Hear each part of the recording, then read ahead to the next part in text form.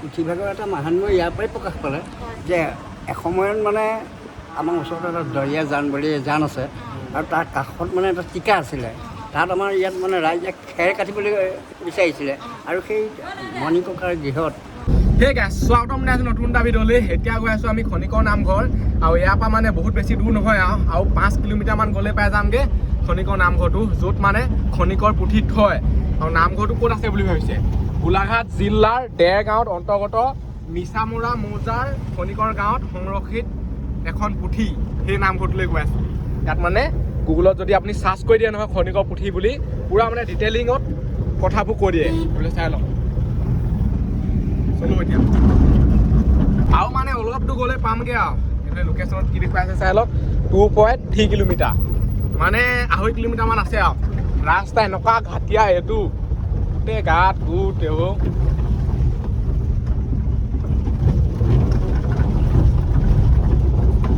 বুকু পুৰা মানে হিলি হিলি যায় আৰু এতিয়া মানে অলপ সুধি ল'ব লাগিব। খনিকৰ নামঘৰ কিমান দূৰ আছে? খনিকৰ নামঘৰ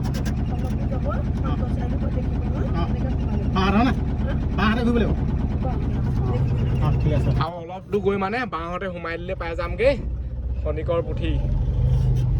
আহি পাই গ'লোহি খনিকৰ পুথি তোৰণখন। সেইখন আছে মানে তোৰণখন, চাই লওক কি মজা আছে নে, হেৰি কৰি থৈছে দেখিছেনে?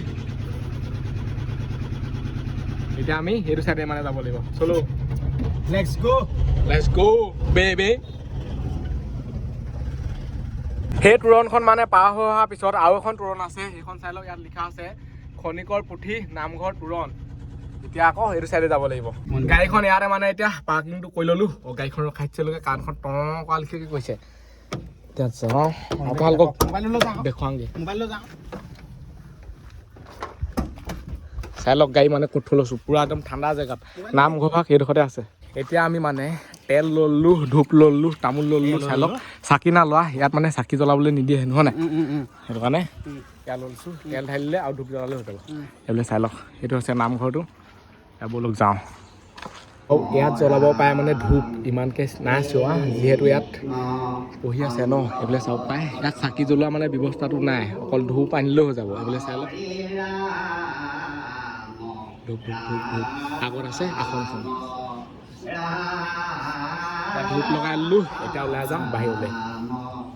ধূপ জ্বলাই আহিলোঁ। এতিয়া মানে ইয়াতে অলপ দেৰি ৰখি লওঁ, এনেই আপোনালোকক কিবা কিবি দেখুৱাই দিওঁ। ইয়াত মানে অলপ ঠাণ্ডা ঠাণ্ডাই লাগিছে, কিন্তু বাহিৰত বহুত বেছি গৰম। সেইবিলাক চাই লওক ৰ'দ কেনেকুৱা মানে ফালি আছে দেখিছেনে? ৰ'দ পূৰা হাই ফাই।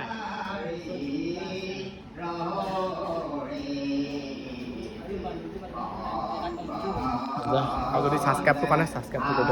এইফালে চাই লওক এখন শৰাই, এইখন হৈছে মানে বাঁহৰ পৰা বনোৱা।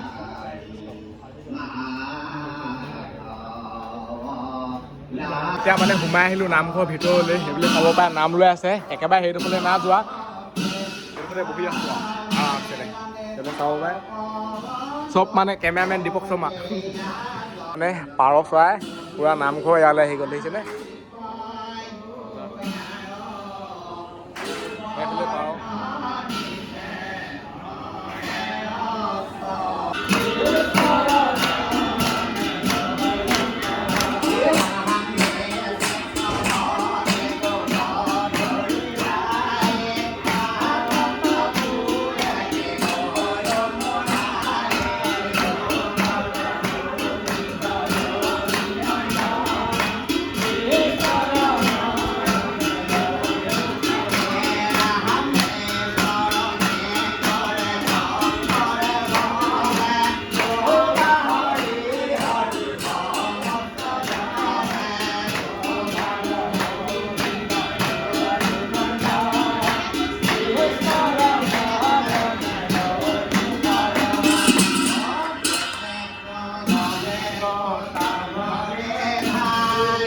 আৰু এতিয়া মানে নাম সামৰিলে সোমাই আহিলোঁ খনিকৰ পুথি নামঘৰৰ ভিতৰত। এইফালে চাই লওক মানুহ কিমান দেখিছেনে? মোবাইলৰ লাইটটো জ্বলাই আছোঁ চাওক, চকুৱে একপাক দেখুৱাইছোঁ। আৰু এইফালে আছে মানে আসনখন। চকু এতিয়া ওলাব প্ৰসাদ। এতিয়া খাম আমি প্ৰসাদটো খাই আৰু কাৰোবাক যদি পাওঁ নহয় সুধিম, মানে অকণমান ডিটেইলছত জানিবলৈ চেষ্টা কৰিম যদি কাৰোবাক পাওঁ। এতিয়া কলপাতটো আহি গ'ল, এতিয়া আমাৰ ফালে আহিব, তাৰপিছত আহিব প্ৰসাদটো আৰু চেলত দি আছে। অঁ ধৰি থাকিব লাগিব। এতিয়া মানে প্ৰসাদ এইফালে চাব পাৰে।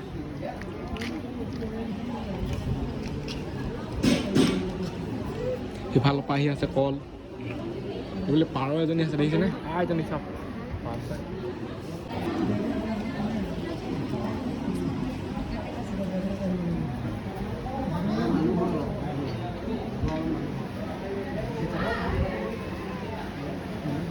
খালে মানে প্ৰসাদটো এইফালে চাব পাৰে। পোৱা গৈ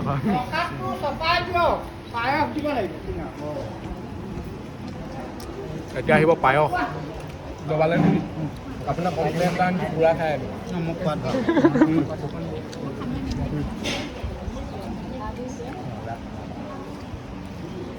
এতিয়া আহি গ'ল পায়স চাব পাৰে।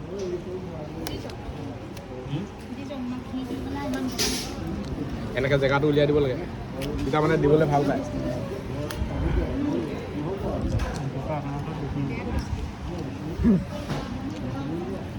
গৰমে আছে, গৰমে খাব পাৰিব নাখাওক। জলদি পটককৈ খাই দিয়ক বাৰু। খাম জলদি খাই দিয়কচোন। কৃষ্ণ দেই খাই লো।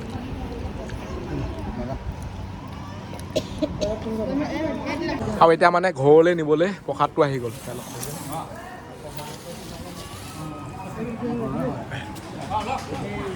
মজা হৈছে কিন্তু দেই। অকল আমি খালে নহ'ব ন, ঘৰলৈও নিব লাগিব, ঘৰৰ মানুহো আশা হয় ন, সেইটো কাৰণে মানে খাই কৰি হৈ গ'ল চাব পাৰে। এতিয়া এনেকৈ বহি আছোঁ আৰু ভকত উঠি গ'লেহে আমি উঠিব লাগিব ন, সেইটো কাৰণে উঠাৰ পিছত উঠিম আৰু।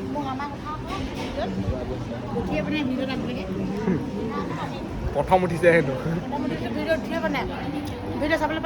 অঁ কলপাত লৈ আহি গ'লোঁ, মানে যোনখিলা পাতত খাইছিলোঁ ন, এতিয়া ইয়াত মানে থৈ দিব লাগিব। ছাগলী আছে, হেৰি আছে, ইয়াত আৰামছে হেৰি কৰিব পাৰে দেখিছেনে। এতিয়া আকৌ ভৰি হাত ধুই পেলাই আনি আকৌ তাত বহিমগৈ। এতিয়া মানে বিদায়ৰ আশীৰ্বাদটো দিব চাব পাৰে। ইয়াত ভৰি হাত ধুব পাৰে, পূৰা ফেচিলিটি আছে আৰু এইটো চিন্টেক্সৰ পৰা পানী আহি থাকে।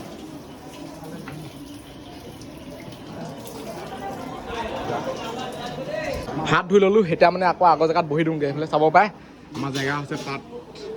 চলো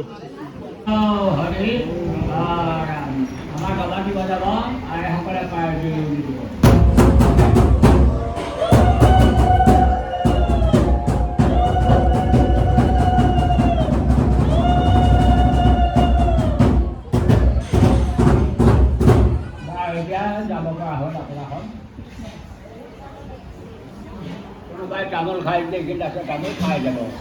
আৰু এতিয়া মানে নাম সামৰিলে সকলোৱে বিদায় হ'ল। এতিয়া চবেই ঘৰা হৈ যাব, এইফালে চাব পাৰে। তাত তামোল আছে, তামোলখন খাই যাব পাৰে আৰু গতিকে খাইছোঁ অলপ চাব পাৰে।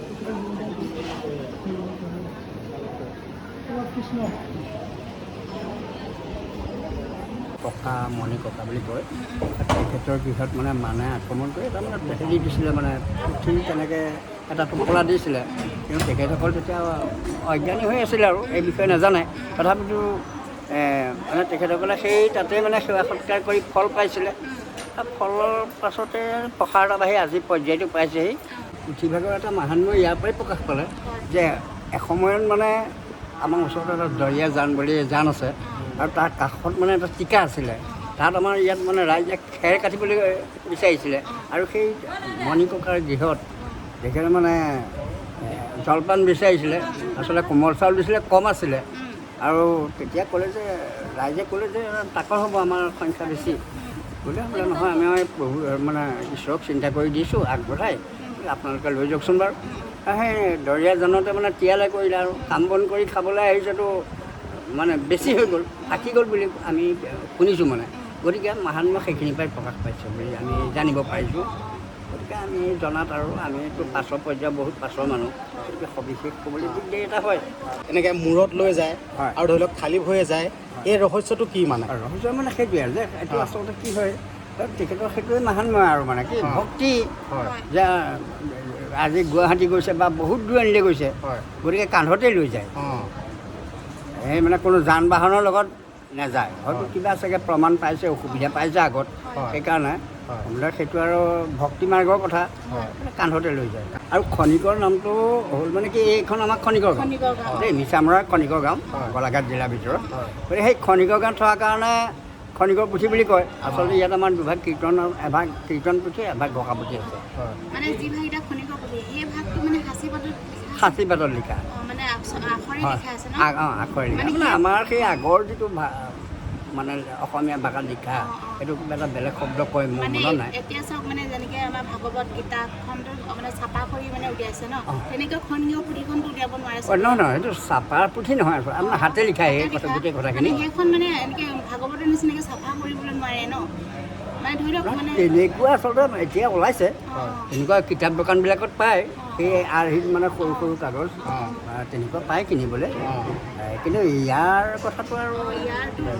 যত্ন কৰি সাঁচিপাতটো মিলাইছে গতিকে আৰু লিখিছে এতিয়া ধৰি লওক খনিকৰ পুথিভাগ মানে সদায় এনেকৈ নিমন্ত্ৰণ কৰে নে নিমন্ত্ৰণ কৰে সদায়ে থাকে ধৰক আপোনাৰ এই আমাৰ এই নামঘৰ সন্মুখৰ যিঘৰ গৃহস্থী আছে তেখেতৰ টেবুলতে এখন বহি আছে আপুনি ধৰক পুথিভাগ নিবলৈ হ'লে আপুনি হয়তো এবছৰৰ অধিক আগত ৰাখিব লাগিব তেতিয়াহ'লে নিৰ্দিষ্ট দিনটোক পাব আৰু এতিয়া আছোঁ মানে খনিকৰ পুথি নামঘৰৰ পিছফালৰ ছাইডে এইফালে চাই লওক এইটো হৈছে মানে পিছফালৰ ছাইডটো এইটোৱে হৈছে মানে খনিকৰ পুথি নামঘৰ এটা সৰু সুৰাকৈ আপোনালোকলৈ ভিডিঅ' দিবলৈ মানে চেষ্টা কৰিলোঁ যিমান পাওঁ জানিবলৈ চেষ্টা কৰিলোঁ এতিয়া চাই লওক এতিয়া চব মানুহ ঘৰা ঘূৰি গ'ল আমিও ঘৰলৈ যাওঁ আৰু খনিকৰ পুথিত মানে বহুত শক্তি আছে আৰু খনিকৰ পুথি নামঘৰ বিষয়ে আপোনালোকক অলপমান চমুকৈ কৈ দিওঁ গুগলত মাৰিলেও পাব তথাপিতো মই যিহেতু মানে আহিলে মই যদি একোডাল নকওঁ নহয় মানে এইটো বহুত কিবা হৈ যাব সেইটো কাৰণে কৈছোঁ আপোনালোকক গোলাঘাট জিলাৰ দেৰগাঁৱত অন্তৰ্গত মিছামৰা মৌজাৰ খনিকৰ গাঁৱত সংৰক্ষিত এখন পুথি এইখন পুথি মহাপুৰুষ শ্ৰীমন্ত শংকৰদেৱ আৰু শ্ৰী শ্ৰী মাধৱদেৱৰ দ্বাৰা ৰচিত কীৰ্তন ঘোষা আৰু নামঘোষা নামৰ দুখন সাঁচিপতীয়া পুথিৰ সমষ্টি আৰু এই মানে খনিকৰ পুথিখন প্ৰায় 250 বছৰ পুৰণি তেতিয়াহ'লে কিমান পুৰণা সেইটো ভাবকচোন এই ভিডিঅ'টো ইমানতে সামৰিছোঁ আজিলৈ বাই লগ পাম তাৰ ভিতৰত বাই টাটা আৰু যদি কোনোবাই চেনেলটো ছাবস্ক্ৰাইব কৰা নাই ছাবস্ক্ৰাইবটো কৰি দিয়ক ইমান দূৰৰ পৰা আহি আপোনালোকক দেখুৱালোহি খনিকৰ গাঁৱত থকা খনিকৰ পুথি নামঘৰ ভাগ আৰু আপোনালোকে যদি খনিকৰ পুথিভাগ ঘৰলৈ নিওঁ বুলি ভাবে নহয় তেতিয়াহ'লে ইয়ালৈ আহিব লাগিব যোগাযোগ কৰিব লাগিব তেতিয়া পাব বাই বাই খনিকৰ পুথিভাগ আপোনালোকে গম পায়েই কিমান দূৰলৈকে খোজকাঢ়ি লৈ যায় মানে তথাপিতো মানে মানুহজনৰ একো নহয় আহি পেলানি কাম কৰি থাকেহি হেনো আৰু আমি যদি আজিৰ ডেটত ইমান গৰমত যদি খোজকাঢ়ো নহয় অকণমান খোজকাঢ়িলে আমাৰ ফাটি যাব তেতিয়াহ'লে ভাবকচোন কিমান শক্তি আছে খনিকৰ পুথিত